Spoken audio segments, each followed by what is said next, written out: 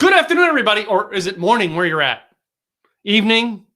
It's sometime during the day, right? All right. This is Tim Gillette, and we're on the Tim Gillette Show, where we bring you the coolest people on the planet. Today's guest is on the planet, but they are not in America. So this is going to be a fun interview because this is going to be the first time I've actually seen Lauren on camera. We've never talked before.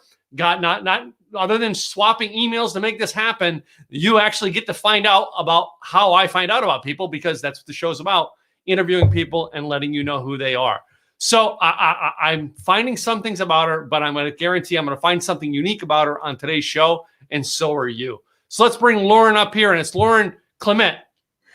Hey, well done. That was awesome. I love the way you pronounce my surname. Okay. So, I mean, yeah, my last name's Gillette. People cut it up all the time. So here in America, you'd get that joke. Yeah, well, I think you're rather sharp is all I can say. So, yeah, you're fine. I knew we were going to have fun. Lauren, all right, first of all, where do you live overseas?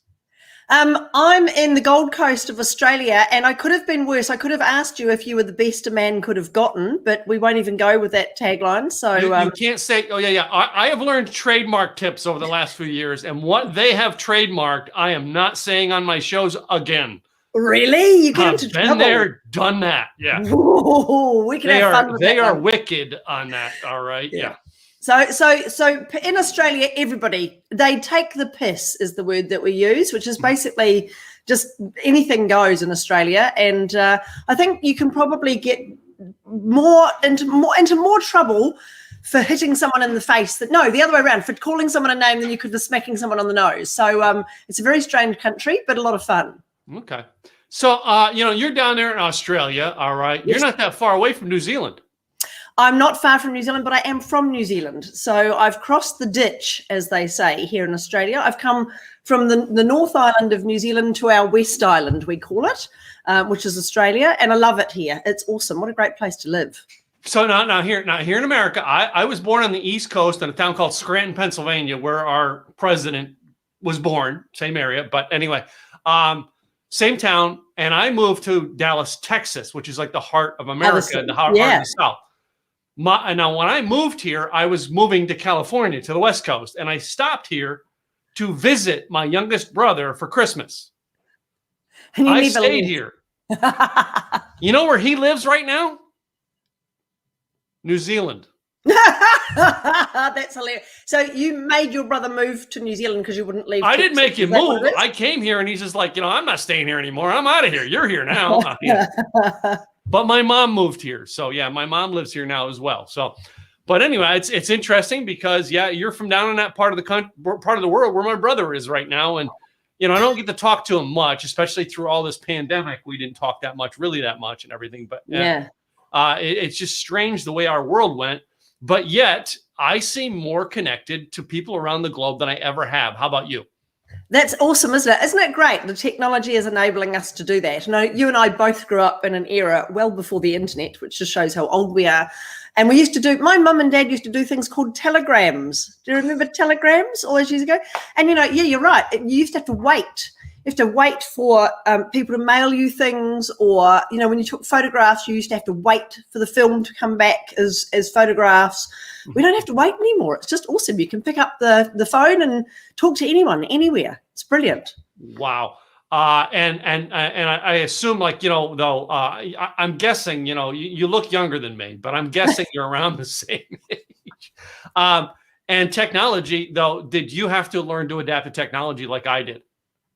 Yeah, we were lucky though, I think. At least I got to know computers in school. Were computers in school when you were in school, Tim? Was that we were starting to get them. I took drafting, and we had gotten a computer-aided drafting machine to sample and test out like the last 4 months I was in school. Yeah. The kids, anyone listening to this who's not of that era, our computers had a room. There's a computer room. There weren't any computers anywhere else in the school, just in the one room. Yeah. So we take turns using them.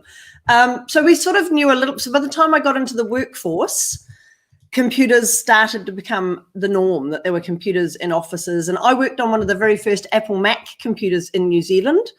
When they first arrived, a grey little box that I think it had 4 things. It had an Apple, menu, help, and edit, I think, were the 4 topics at the top that you could use. And we were just blown away with how many typefaces were on this thing. So, yeah, those were the days, eh? But yeah, I think we were lucky because if something goes wrong on a computer, I blame the computer. Whereas my previous generation, if something goes wrong, they blame themselves. So I'm quite lucky that, at least we're in the generation where it's not our fault. It's somebody else's fault. It's the computer's fault. Yeah, that's right. Yeah. But like now you actually work in internet and in a computer, correct? Yeah, all the time, constantly. Far too much time standing at my desk, but yes. Okay. And what is it that you do and how do you help people on the World Wide Webs?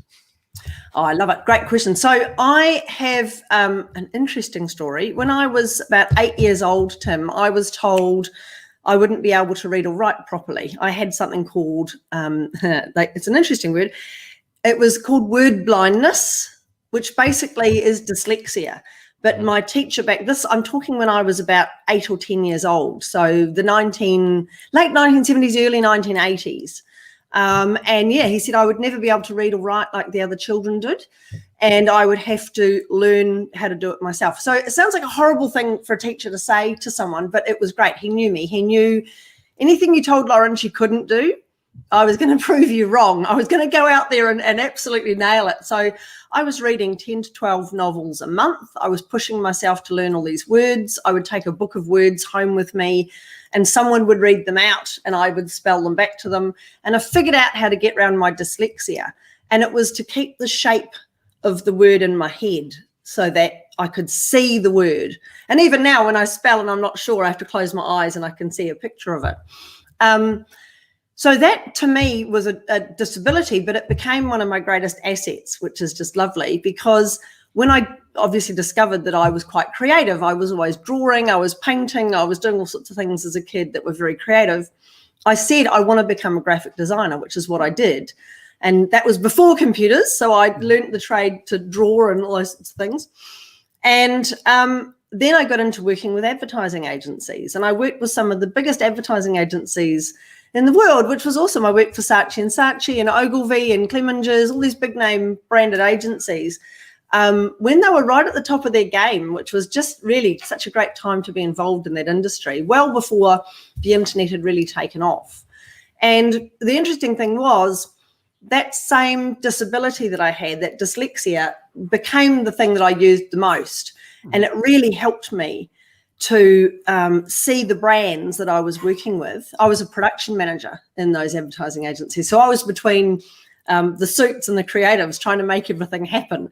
And things would come across my desk and they'd go, can Lauren please check this? Because I'd be the one who'd say, no, the color's wrong, or no, that's last year's logo, or you've got the wrong tagline, or someone stretched it, or something's not right with it. I'd be the one who would pick it up. So that dyslexia and that ability to hold the image of something in my brain as a child became awesome for me when I was an adult. So now I'm a branding specialist. I'm a neuro brander, which is understanding how the brain sees brands. And I also do personal branding, which is my love, my passion for entrepreneurs and leaders, which is just great fun. I love it. Mm-hmm. You know, I seen Lauren, my mentor showed this the first time I ever attended his conferences. He showed this video about branding and marketing. And basically these two gentlemen were called in to go and design something. And they put them in a taxi. They drove them through a neat section of town and put them in an agency and said, I want you to come up with a brand that says this and this. And then they basically drew something out in like a 4-hour period. And then they took something out of an envelope and showed them they were almost identical. And said, why is this? And then they showed why. When the team arrived, they showed what they drove them by. And they took the same pictures and identified it with the brand. Now, is that, I assume that's along the lines of stuff you do. Absolutely. Absolutely. I mean, that's a little bit like, there's a word for it, but when you choose you want a car, there's a particular make or model of car that you really want, and you decide that's it. I don't know, Tim, did you ever have a vehicle that you went, I want one of those? What was it? Gosh, for me, I don't know. It was always a motorcycle for me. Ah, of course. Yeah. So there's what was it? There must have been one you went, I really want to get one of those. It was always the Harley. That's probably why I got one. Harley. Yeah, my dad used to have a Triumph back in the day. So, beautiful brands. So, so when you decided that was a particular make and model that you wanted, did you notice more of them around the place? Did you see their brand a bit more? So it's called reticular activation. It's your brain is amazing. It's soaking up all this information, and unless you tell it that you're interested, it will just filter stuff out. Otherwise, we go insane. I mean, back in the 70s, and it's funny we've been talking about the past, but back in the 70s, our brains were exposed to about 500 branded messages a day. Wow. And today it's closer to 10,000. Wow. So we're just getting absolutely bombarded with branding and marketing and messaging. So our brain has got to use this filter, because otherwise, seriously, we'd go insane if we noticed everything that we saw. Whereas if you've now said to your brain, oh, I want that Triumph, or I want that Harley, you're going to see the brand, you're going to see the motorbikes, you're going to notice stuff that you wouldn't normally notice, because your brain's going, oh, you've told me you're interested in that, so I'm going to bring it to your attention. It was already always there, but you just never really saw it. Mm-hmm. So that's one of the secrets of branding, is working out exactly when your ideal client is going to be wanting you, so that then they can see you and find you really easily. So and you say that with cars, and you say that about how it activates the brain. Yep. I've always had bikes or trucks and stuff like that. And recently I traded my truck in, and not something that I was sitting there dreaming about, but I drove my mentor. I drove his Mercedes from Los Angeles to Dallas when he moved here for him. And I never thought about it. All right. Until I actually, like, looking at cars, I stopped by the dealer and I got one just like his.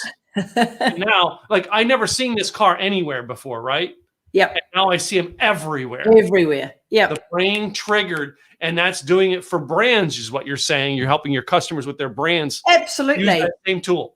Yep. And it can be anything. You've got to remember, we've got all these sensors. It's not just, I know I say I help people, understand how the brain sees brands, but I've always put that in these little quote marks, because you've got taste, you've got Coke. Remember, Coke stuffed up royally when they changed the recipe. New Coke, I remember that. Yeah, absolutely. So, and there's a lot of talk. It's funny, right now in Australia, Coca-Cola is about to be sold to the European brand of Coke, and they're all worried that they're going to change the recipe. And it's never going to happen, because they've been there before and know that doesn't work.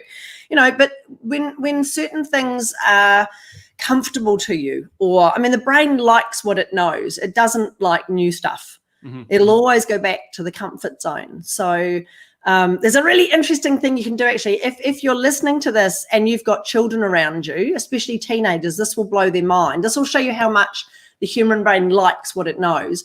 If you stand on one leg, and I don't know whether you can do this while you're interviewing me, but start turning one of your feet in a clockwise direction. I can't do all that. Right, so standing up, so right, so take out either right or left leg, up to you, and I want you to turn it in an anti-clockwise direction rather than a clockwise direction. So anti-clockwise.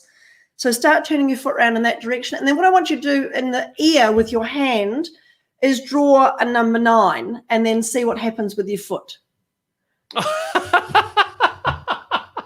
So it changes direction. I wish I had a camera on my feet to make you guys see it, but yeah. Yeah, it goes the other way. So the thing is, how often do you stand up and twiddle your foot around in an anti-clockwise direction? Hardly ever. How many times do you think you've written the number 9 in your lifetime? Millions, probably. So your brain will override something new with something that it knows every single time. Wow. So if you can become known, if you can become recognized, if people just, like you say, all of a sudden, I know this car, I like this brand, I buy this, type of wine or whatever it is that you go for, or I buy a service from somebody and I like them, you're going to recognize them and you're going to tell other people about them, because it's comfortable now. You know them. Okay, and I'm actually writing another note I just had over here for our game later on. I'm not looking forward to the questions. I hope I know the answers. So it's interesting you're teaching me all this stuff, because I never thought of it and making my brand. You know what I mean? I associate things with my brand, and I went with a brand of simple, easy marketing, because of the fact that if it's not simple, it's not easy. This brain doesn't comprehend it. And it goes back to childhood for me. And I was told I was probably about 9 years old. My parents were worried. I was flunking out in school. So they took me and had me tested. And basically at the school, the guy basically said to my parents, hey, he's going to have a job with his name on his shirt. All right. You know what I mean? He just should be happy with what life gives him. Wow. And because I really, anything complicated in school, I didn't want to deal with it. All right. Because I looked at that system and I went, that's too complicated, not for me. And I'd shut it off. And it's very similar to what you're saying here is old familiar. All right. You know, I knew how to pick up sticks. I did it. I knew how to chop wood. I did it. Give me this weird concoction in math. I've got to do it. No, man, no. 2 + 2 is 4. That's all I need to know. Yeah. Yeah. It's amazing, isn't it? We're so impressionable at that age, aren't we? 9, 10 years old. It's such an important time in our lives where we sort of make these decisions based on what people tell us. It's so interesting. I'd love to go back, I'm sure, and give my little 10-year-old self a pat on the back and go, it's going to be okay. You're going to be fine, you know? Well, I mean, speaking of that, all right, now I have what I call, you know, I mean, I have a couple, that being what I just told you, but I have another life-defining moment in my life. And I was around the same age. It was 10 or 11 years old. And my dad getting laid off again. And he got laid off several times in the 1970s because he was in the truck driving. He was a truck mechanic in the trucking industry here in the U.S. Yeah. And I kept watching my dad get laid off. And one night I watched my dad come home early from his job and because he was laid off and say, I get laid off again. And in my mind, I went, we're not going on vacation this summer. I'm wearing the same clothes to school next year. I mean, in my mind, this stuff clicked right away. And something went, I'm never going to let a company control me for the rest of my life, ever. Did something happen to you like that, where it was like a triggering moment and, you know, and it till this day, it just drives you? I don't know whether I had, fortunately, I never had that defining moment. I know my mum and dad struggled. It's quite funny. They're what they used to call 10-pound POMs, which is basically they were given 10 pounds in England in order to travel and leave the country and go half a world away and live in another country because they had skills. My dad was an engineering draftsman, which no one before computers will know what that means. He would CAD, I guess he would have done some sort of technical drawing on a computer, but he did it before then. And my mum was a florist. So they both had skills. So they qualified as 10-pound POMs to move from England to New Zealand. They looked at Canada, Australia, and New Zealand. And my dad loved sailing. And he fell in love with Auckland Harbour, with the Waitemata Harbour, where they've just raced the America's Cup. If anybody's into sailing, it's been extraordinary. I love sailing. So yeah, it's been really interesting for us. They're like Formula One cars on the water, which is just amazing. But yeah, they moved to New Zealand. And so I guess that pioneering spirit that you've got to do it yourself, you know, that no one was going to come to their rescue. They were the other side of the world away. The next time my mum saw her parents, I think, was probably 10 years later, you know. So that was and you know, you've got a brother in New Zealand. It's a blooming long way away.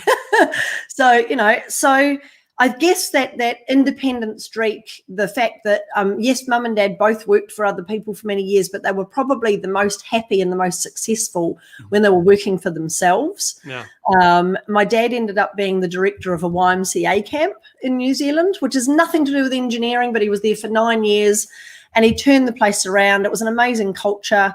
I had 360 different kids every week of the year that would come and, you know, make themselves at home at my house, basically, where we lived in the country. And yeah, they were very successful. So I think there's probably that impression from my parents was you've got to be independent. You've got to look after yourself. And being an entrepreneur is just a no-brainer. And I have worked in corporate. I've done 1 year in corporate. That was as much as I could survive. It was a maternity leave coverage. It was a brand manager position. It was brilliant. I got to manage the Rugby World Sevens, which was such good fun. And I got to hang out with some burly rugby players in New Zealand as well, which was great. But I digress. But what I love about that, Tim, is that, yeah, these moments in your life, I think, make you decide what you won't ever do. And that's probably almost as important as the times in your life where you decide, I'm going to do this. I'm going to be an air hostess was the other thing I wanted to do because I liked the idea of travel, you know. So, yeah, the really defining moments, I think, are I'm never going to do that. I know what I don't want. And I think that's a really powerful opportunity in life. Now your current company, all right, you're owner and you have a partner into it, or is it just you? It's I've got an awesome business partner, so we had a lot of fun. I had a branding agency here in Australia for about 7 years, and was doing very, very well. And I would brand people and help them understand what their message was and how to explain what they did, and sticking to their lane basically. This is your thing, and we packaged their brands beautifully. And they knew their audience and they knew what they wanted to be known for. And then I needed someone to do their publicity because I'm not a journalist. So my background's branding. So I would hand them on to Annette, and Annette would do an amazing job, and she would get the media coverage and so on. And at the same time, she used to get clients coming to her saying, I really want some publicity, but they wouldn't know their brand story. And they were all over the place. They had multiple websites and just didn't know who they were. So she'd send them to me and I'd package them and give them back sorted, and she would then do her job. And we would refer clients to each other just all the time for a couple of years. And eventually we went, this is stupid. We just need to work together. So we formed, she got rid of her business, I got rid of mine, and we joined up and formed the Audacious agency. Mm-hmm. And it's been just over a year that we formed that company together. And we're having such a blast. We're loving it. One of the things that ties us together, Tim, and this is an interesting question as well, is I worked for lots of award-winning advertising agencies for years. Yeah. I used to think that awards were just a little bit of an ego trip because of how I'd seen they were used and leveraged. And, we had rooms full of awards at Saatchi's, bins full of awards. There were so many awards. And I just wasn't really into them. And she said to me one day, yeah, but you haven't won an award personally. You haven't gone out there and done that. Why is that? And it's funny because there's something that I don't know whether I can swear too much on this show, Tim, but I call it the itty bitty shitty committee. That those little voices up there that sort of go, you're not good enough, someone's going to find out you're a fraud any minute now. Yeah. So I had to get over my own self and say, stop listening to those voices and go for it. And she encouraged me.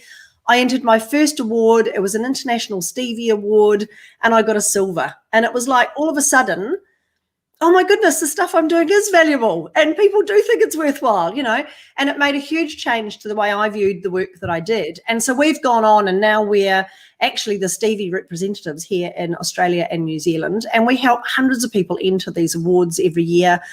And there's a load of other awards that are always opening all the time. The Small Business Champion Awards, the Mumpreneur Awards, there's so many of them. But we help people to enter them and leverage them. Mm-hmm. And it's just beautiful to see everybody go through the same thing I did, that self-doubt and that little committee up there going, you're not very good. And they get over that and they win these awards, and they're never the same. They just have so much more confidence in themselves.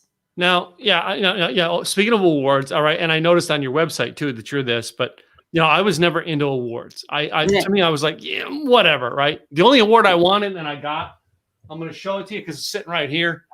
2011, I was the #1 mileage person for my Harley Davidson chapter. Brilliant. And I actually won it the year before, but my father died and I couldn't be there to report my miles at the end of the year. And I wasn't back for 3 weeks to report my miles. And by then they'd already printed up the awards. So they're like, we're not giving that. I'm like, well, fine. I'll win it next year just to show you I can do it. Wow. Brilliant. But other than that, I was not really into them. But like the other one I have over here is, my mentor, hosts a conference, and he decided to put awards out. And he put the award out. I was the blogger of the year one year. And I never got into it. But then it was like the other thing was books. I mean, that book is not a #1 bestseller, but I'm in a dozen like compilation books that I'm an Amazon #1 bestseller like 7 times in a row on everybody else's book, but not my own because I just didn't do it. And I never thought about that until you actually start talking about, and it's a PR thing. You actually start going out and trying to get speaking gigs. Well, he's a 7-time #1 best-selling author from Amazon. He's an award-winning blogger, all right, an award-winning Harley Davidson rider. Now they're like, oh, this guy sounds interesting. Yeah. Those awards are like, to me. Yeah. It's all like about perception, isn't it? It's all about perception, Tim. It's amazing, isn't it? Yeah. And that's that level of credibility. It's what we talk about all the time, is that trust currency that you can create. So, I mean, I'm looking at for my blog and video con of putting together a set of Bloggy Awards every year. All right. And I understand there's challenges to doing it every year, but that's it. It's PR for my clients to use so they can say, I'm a award-winning blogger, I'm an award-winning whatever. And that's a PR thing. So I get it. So yeah, absolutely. And I mean, the interesting thing is the only trick is to make sure you choose the right award. yeah. So what would be the point? So I probably would never go for a Mumpreneur Award. Much as I'm a mother and I've got a 20-year-old daughter who's awesome, with my brand, I'm not about being a mum in business. Mm-hmm. It's different for me. So you've just got to choose the right award to enter, choose the right category that makes sense for your audience. Yeah. And and the other tip is when you win an award or you write a book, don't just let it do sitting on, like behind me is my Stevie Award and my book. Just don't let them sit on the shelf and gather dust. You've got to leverage them, write about them, blog about them, post about them, put them in your email footer, mention them in social media. It does feel a little bit like, oh, it's all about me. But if you can tell your story about what you overcame or, the challenges that you've had or what it felt like to get over yourself and win this award and talk about it, then you become a human again. So it's a really nice way to do it. So there's another thing that we've done in the PR world. All right. Yeah, and we talk about doing it a lot to my clients and the people I work with out here in the East is publicity stunts. Yeah. All right. I pulled, I don't know if you remember a live streaming platform called Blab a couple of years ago. And on Blab, there was a thing that went around for the green check mark to be Blab official. That was a publicity stunt that someone else started it, but I took it for a ride. Yeah. I took it for such a ride. I became so known because of the fact I did it, right? That in my new branding, Simple Easy Marketing, we put the same check mark in the branding to let people know that was me. And I actually had the president of the company that owned Blab call me personally and go, Tim, will you stop with this? It is affecting my work. But it's a neat publicity stunt that it got people to do something and I could attach it to my brand. And basically my videos that was all about doing it transitioned halfway through the videos of trying to get people to do it. I taught people about publicity stunts. Yeah. Yeah. And it's interesting because it's the stuff when you've annoyed someone, you've really done well. Yeah, yeah. We did a publicity stunt years ago in Wellington in New Zealand, and we had it was a beach party. It was in this little part. We got to know it was for a internet company, and it was promoting the speed of their wireless and how fast it was, and the fact that you could surf anywhere. And there was a particular part of the harbour that the motorway went past. And everybody knew it was a dead spot. Everybody knew you could not get internet there, but he could. So he had the technology to bounce the signal off of an island and get it into this part of the harbour. So we set up this beach party. We had people playing, volleyball, or we had people on bikinis on lounges and a barbecue going and music playing and all of this branding everywhere. And we set it up so that it would happen, of course, at rush hour because that's when most people are driving past. We backed up traffic, basically, and the police came and shut us down because we backed up so much traffic that they were blocked up way back in the city. So, we got on the news. People were annoyed with us. Everybody knew his brand. So it was just brilliant. Yeah, great. Love it. I thought you were going to tell me, you were trying to do something with the internet, so you got a bunch of surfers to get out there. Well, we talked about surfing. We're surfing the internet, which is exactly what the beach party was. So, yeah, definitely. Cool. So someone just sent me a message who I thought was watching. Ah, cool. Yeah. And, over the years, I've watched people do all kinds of things with the internet. Have you worked with your clients and doing anything like that in a publicity stunt to where, other than the beach party, to where you're getting people to do, even if they're small, to pull something like that off? I think the interesting thing about the internet is that it's just another channel. Mm-hmm. And I think you've got to think about it as using it as a way to reach people. And there's a couple of really great stories that people have used. One of our clients has got a product that helps with children who are, I'll say special needs, but it covers such a broad range. But they want to be involved, and you want to get them involved in what's doing. And one of the things that traditionally children have loved to do is to be in the kitchen with mum. Mm-hmm. But if you've got kids who have learning difficulties and so on, and they're really not sure of themselves, having sharp knives and things around the place is a problem. So she's created this thing called a kiddie cutter.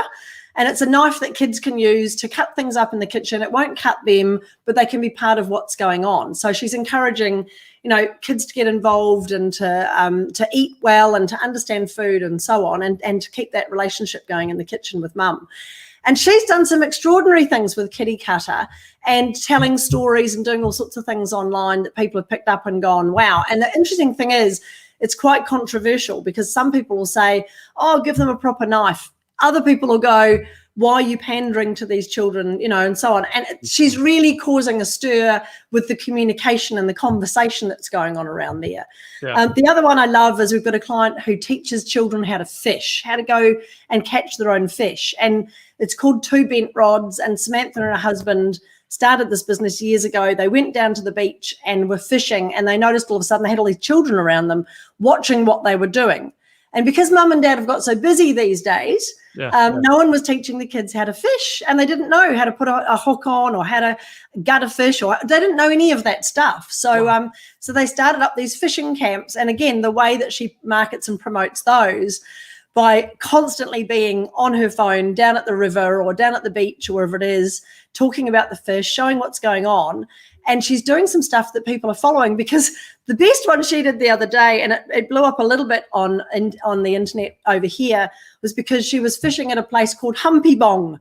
And if you know anything about Australia, they've got some very strange place names. So she uses that all the time. I'm here at Humpy Bong doing a bit of fishing. And it went viral just because the name of the place was hilarious. So I think there's a lot of viral stuff you can do by telling stories. Mm-hmm. I also think there's some really cool stuff you can do about just throwing something in that people remember. Mm-hmm. And just really getting into it's a reticular activation again, but it's using words that people respond to and people remember. It's very, very clever that they're doing that. I love it. Yeah. So it's like me using my last name because it's a famous razor. But anyway, I've always said my daddy thought I was sharp. I love how you've done some unique things over the years. And some of the stories you're telling, but this past year has been a troublesome year in our world. All right. Mm. How are you helping your clients and customers through like the pandemic times? All right. And what's going on in your neck of the woods with it, and how are you using it to better the world? Yeah, it's a great question. We're very fortunate here in Australia and New Zealand. We've especially Queensland here in Australia, our life really hasn't changed that much. Mm-hmm. We're very, very fortunate. But it's interesting because one of the first things that happens when there's any sort of crisis is people stop. They stop advertising and they stop marketing. Yeah. And so very early on in the pandemic, yes, we definitely saw a change in our industry. But we've actually been busier than we would normally have been in this last year, because people realized very quickly that this internet thing they'd been playing with, and they might have had a website or they might have had a LinkedIn profile, and that was about it. They realized if they needed to keep their business going, they needed to get into the internet big time. Yeah. And they needed to understand how it worked, and they needed to leverage it. So we actually found this last year, we've had a lot of business. Mm-hmm. Because people have realized that they're mostly all over the place. So they've got a business brand, then they've got this book they've written, then they've done a podcast, and they've done, organically they've grown all this stuff, but they've never pulled it together under a proper brand, and they've never really got their story right. They've never really got a hero story. They're not really publicizing it. They're not really, they're just hoping and wishing that some business is going to come in the door. So we've been really busy helping them pull all their identity together online. Creating a hierarchy for their brands so that their business brand and themselves with their personal brand all fit nicely together, writing their books, winning them awards, and getting them noticed. So, and it's been really interesting. And it's back to that thing I said before, we're getting smashed. Our brains are getting so smashed with content. It is, there was a word someone used the other day, infobesity, which I thought was really quite nice. We're struggling with infobesity. There's just too much information. So for us, we've been really busy because people they're wanting direction, and they're wanting some clarity to go, right, how do I pull this together? I need to get my business online.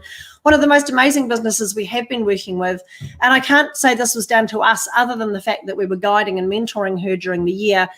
She owned a chocolate making company, And before the pandemic, I think they'd sold a total of about $1,700 worth of chocolates online ever in the whole history of this company. Since the pandemic, they have sold literally hundreds of thousands of dollars worth of chocolate online. And in fact, this Easter just gone was one of their best ever weekends ever in the history of the company. And 90% of it was online compared to what she was doing a year ago out of her cafe and out of her shop. So, you know, she's had to change and move with the times, and she's loving it because she now knows what to do with the internet. She knows how to reach people. She records beautiful stories. It's called Poppy's Chocolates, if anyone's interested in looking at it. And she talks about how the chocolates are made and her favorites, and she tests them out in the factory and you can see them being made. And it's just, you know, she's constantly telling stories and she's doing such a good job. So, yeah, we've been busier than ever, Tim, is the answer. And then you started to mention chocolates, and immediately I started thinking, I know a chocolatier in your part of the world, Chocolate Johnny. Do you know Chocolate Johnny? I don't know Chocolate Johnny. I'm going to go and find out about them, though. Look, I mean, search on most of the things Chocolate Johnny. You'll find him. That's like he does speaking and stuff. But like I met him in the Blab days when he was just, you know, making chocolate on Blab on video. It's like, you know, this is like 5-6 years ago. And I'm like, wow. And then I got a taste of some of his chocolates. But yeah, he's actually done some stuff for me over the years when I was sharing live streaming at other people's conferences where he would chime in from Australia just for me. Brilliant. So, well, now I have someone else down there to do it. I get you. No. Yeah, absolutely. So it's interesting. You're still helping them grow. All right. Have you seen any of your clients, or should I say in your world down there, people just saying, okay, that's it, and closing up shop? Yeah, where we live is a large tourism industry, and they've really suffered. Although the ones who've done all right are the ones who've always known that you've got to look after your locals as well. Yeah. You know, and you have to have a strong foundation to any business. Mm-hmm. But yeah, their traffic's, you know, 90 to 100% down. So there's lots of those sorts of businesses, and they've been amazing. That a lot of people here have managed to adapt and do all sorts of incredible things. And even where I live is a resort. So we used to have about 60 to 70 apartments here that were holidays. Mm-hmm. And people would come and have holidays here. They've all turned into residents now. Wow. So, you know, so the interesting thing is we're now seeing a better community where we live because we've got neighbors we know, you know, and so there's always upsides to things. It's really interesting how if people can adapt and change. And I just last night watched David Attenborough's documentary about when the world stopped. And how nature came back, and all of a sudden there's been this incredible change around the world. In Florida, there's more turtles being born, and you know, all this sort of stuff. You do wonder, don't you, sometimes, Tim, whether we just need to tread a little bit more softly on the earth. We need to just take stock of what you really want to do with your life, and do you really want to do that? Like you said before, do you really want to do that commuting and working your guts out for somebody else, or would you rather work from home? One of the things I think is going to change, Tim. I don't think there's going to be a lot of people rushing to get back to the office. You know, I think there's a lot of people. I know someone was from Melbourne the other day, and they said probably 20% of the offices are open again. That's all. Yeah. And they've been out of lockdown for months, and only 20% of people have gone back into the office. Yeah. And they are saying, I will finish now at 4:30 in the afternoon and go home because I want to have dinner with my family. Yeah. Because that's what I've become used to. And I've seen my wife and I work harder than ever. Our dinner time got moved from 6:30 p.m. to 8 p.m. now. I mean, because we work harder than ever. Yeah. But I do notice, is it just me, or in America, do people get up a little bit later than normal? I can't answer for every American. I will tell you, this American does not get out of bed before 8 a.m. Wow. So it's coming up to 5:30 in the morning here. I'm normally up around 5-6 a.m. I'm off to the gym, but it's light here and it's warm here, and it's, you know, the East Coast of America. I know I've been in Washington and Boston. It's not warm in the mornings over there at certain times of the year. It's blooming freezing. But yeah, I don't know. We seem to do the getting up, getting work into work. I'm at my desk normally by 7:30, 8 o'clock in the morning. And I'm finishing around 6 p.m. at night. I'll finish by then, and we don't work in the evenings. So it's interesting. Yeah, I've got with my wife and I, like she comes home and then we have dinner and we spend a couple hours together. But like she goes to bed at 10 o'clock. I come back up to my office from 10 to like 1 a.m. And that's creation time for me because I'm blocked out. Today during the day, it's recording, it's work. But my creation, anything I'm coming up with new is all done at night between 10 and 1 a.m.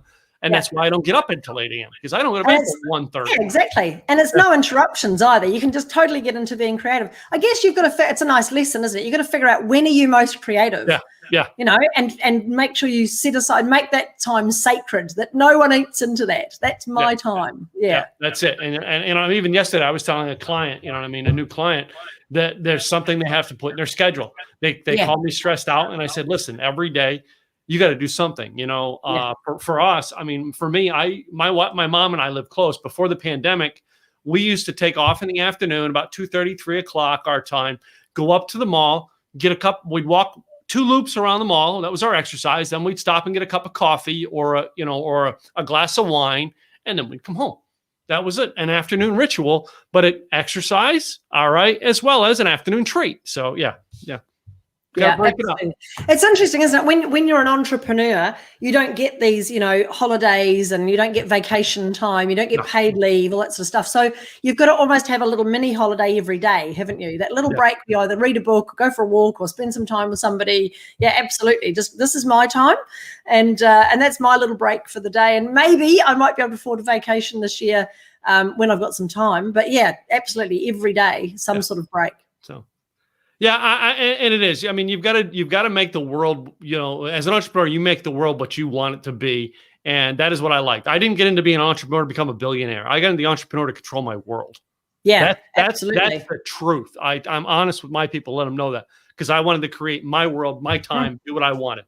So, Lauren, before we go on this, I like asking this question always as a last question.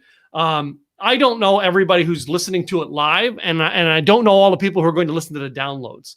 But, you seem kind of an intuitive person. If you could tap into your intuitive mind and give a word of advice to people who we don't know who they are, we don't know what they want. But what advice would you give them? Wow, that is hard when you don't know what people want. That's normally what you ask first off, isn't it? It's the secret of marketing, is it? First of all, find out what people want. I think probably if it's a general thing about how am I going to be happy? Yeah, what am I going to be fulfilled with? There's a word in the Japanese word that everybody may know, ikigai. Mm-hmm. And ikigai is that mixture of doing what you love and being well paid for it. So finding the thing that really brings you joy, which is what we were talking about before, I guess, Tim, finding that thing that brings you joy and earning some money for it so that you can afford to pay to live. Yeah. So it's really a mixture of that. If you can find that, if you can figure out what is your ikigai, what is going to bring you joy, but is going to also bring you some income so that you can afford to build this lifestyle that you want. And as you say, Tim, it doesn't need to be squillions. I mean, everybody seems to always I want to be the next Elon Musk or whatever. It's just not necessary. Yeah. You just need to have enough that you don't have any money worries, I guess, enough that you're looking after your family, that you've got some goals and so on. Write down what you need in terms of your money, but it's far more important that you're feeding your soul and you're giving yourself a reason and a purpose. Good old John F. Kennedy once said, effort and courage are not enough without purpose and direction. So figure that out. What is your purpose? Why are you here? What's the legacy you want to leave? And then choose that direction and go for it. I think we become very easily distracted. We get this bright, shiny object-itis, especially as entrepreneurs. We've got entrepreneurial brains and we just go, yep, let's do that. You can have these stupid ideas in the shower or while you're taking the dog for a walk. And when we jump in and do things, if you don't have purpose and direction, no matter how much effort and courage and bravery you have, you're still not going to be fulfilled. Yeah. So choose your direction and decide that's where I want to go. That's where I want to be. I think the biggest bit of advice I'd give for anybody is it's going to take 3 years. Whatever you choose to do, it's going to take 3 years. I like that. That's going to be my writer down. Yeah, it's going to be 3 years. So make sure you write down where you want to be in 3 years' time. Because if you don't, you'll never get there. You'll just be all over. You'll be distracted by that bright, shiny object-itis all the time. Yep, exactly. So, Well, I want to make sure that people who are listening in, both audio and video, can find you. All right. What is the best website they can reach you at? The easiest place to go to is theaudaciousagency.com.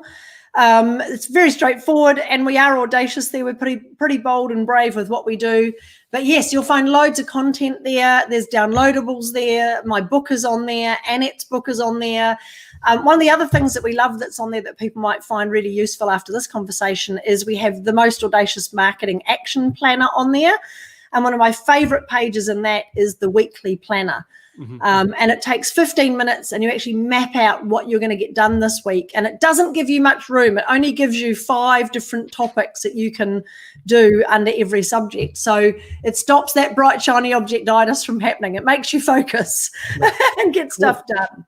Yeah. That's what a lot of people need, is that they quit chasing the shiny objects and get some focus. So absolutely. My thing I always tell people, mine is assets plus system plus discipline will equal success. Yeah, absolutely. Absolutely. I mean, David Ogilvy said it the best. I mean, he had an amazing history and career in the creative industries.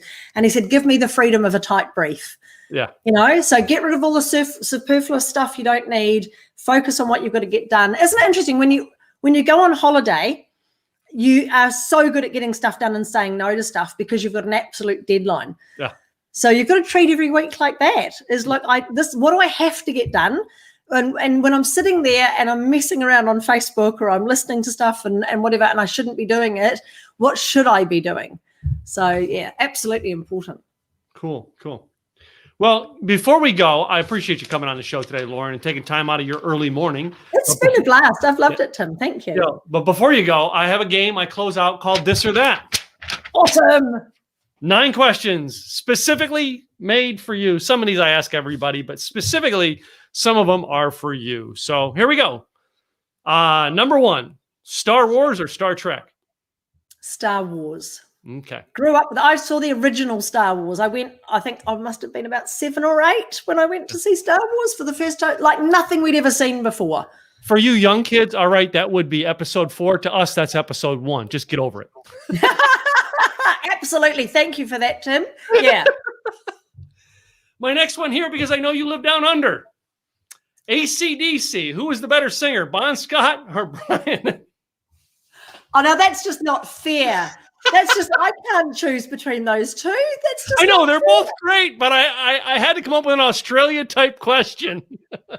I mean, they will probably, it's funny actually, in the gym that I go to an F45 and they have an Australia Day soundtrack that they play a lot of Australian music, and Akadaka comes on a lot. Oh, I'm going to say Bon because he's just awesome. But yeah, I can't choose between them. I'll go to hell for saying that now. Okay. Did you like when Axl Rose sang with him? Not as much. No, I've got to be honest with you. And I love Axl. I love that. They're just awesome. In fact, aren't they touring again soon? Isn't there? Yeah, they are. As a matter of fact, so my mentor, my mentor and business coach used to be Axl's personal manager. Ah, fantastic. So I'm like really connected. So like I knew when Guns N' Roses were getting back together and everything. And I'm like, whoa, this is cool.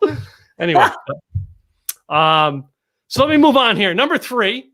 Are you a dress-up girl or are you a yoga pants girl?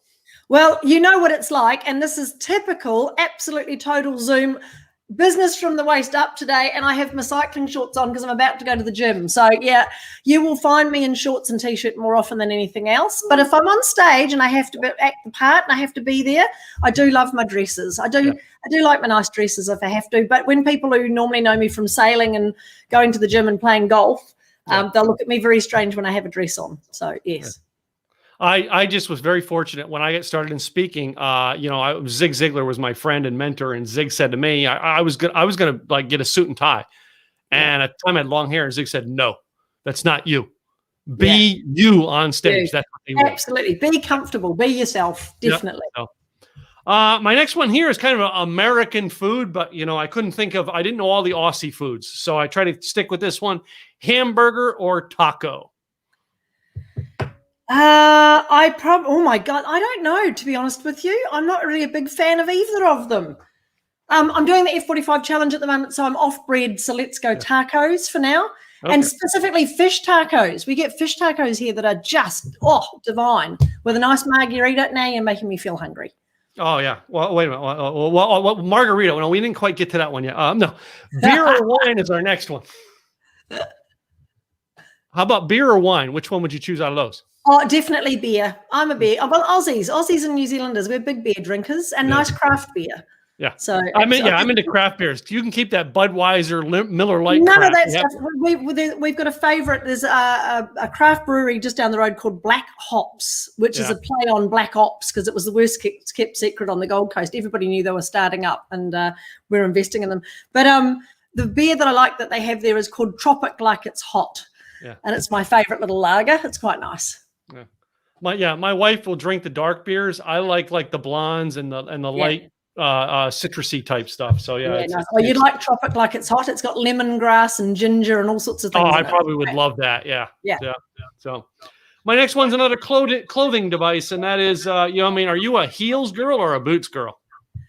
Definitely heels. Heels, because if I can get out of my sneakers and my sailing shoes, I'm going to put on some nice heels. Absolutely. And I realize, boots for me up here are different than boots for you. Yeah. So next one, I'm going to go into computers, Apple or PC. Apple, all the way Apple.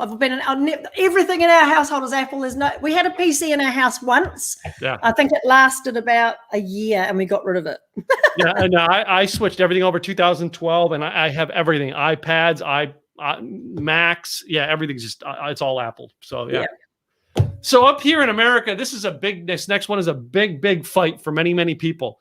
And so I don't know if it is down there, but the toilet paper, does it go over on the roll at your house or under? Definitely over. And in fact, if I'm at somebody else's house or place and it's the other way around, I will change it. So that question, Lauren, I asked that question. I've had some of those fun answers. Some of the people who've been on this show are like these peaceful, calm people. And you ask them that question and fangs come out. And I'm like, yeah, what happened to the all peaceful rainbows, you dude? My last question, and this is the one I like to make it most interesting. And I don't know whether it's you wear them or you like to see them, all right? But it's boxers or briefs. Definitely briefs. I was going to say boxers. Definitely briefs. And in Australia, it's really interesting.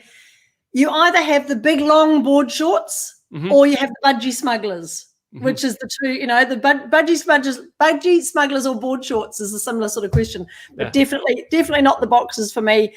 Now, none of that stuff. I'd rather just get out there and do it. See, my quiz is not that hard. No, it's not. It's a lot of fun. Absolutely a lot of fun. Don't know what I was freaking out about. I know. I told you we would have fun on this. So one more time, Lauren, for everybody, both audio, video, repeat the website so they can get a hold of you. Absolutely. So you need to go to theaudaciousagency.com and you'll find lots of amazing stuff on there to help you with your branding and your publicity and awards and books and all your marketing and everything else. But the episode of this show will definitely be all over my socials as well. So make sure you look after that as well and find me on social as well. Cool. All right. Well, Lauren, I thank you so much for taking time out of your day. All right. Especially I know because you got up real early to do this for me. Oh, no, it's not that. It's nice and light outside now. So that's awesome. It's almost time for the gym. It'll be fine. Cool. To you guys, the listeners, I want you to thank you for listening in today. Do me a favor. Go check out Lauren. I know she chimed in from all the way on the other side of the world because she wanted to meet you today. So go check her out, theaudaciousagency.com. I'm Tim Gillette. This is the Tim Gillette Show, and you will see me back here real soon with another guest. In the meantime, subscribe to where we get your podcast to the Tim Gillette Show, as well as our YouTube channel. Help us grow that as well. I'll be back with another cool guest real soon. Have a great day.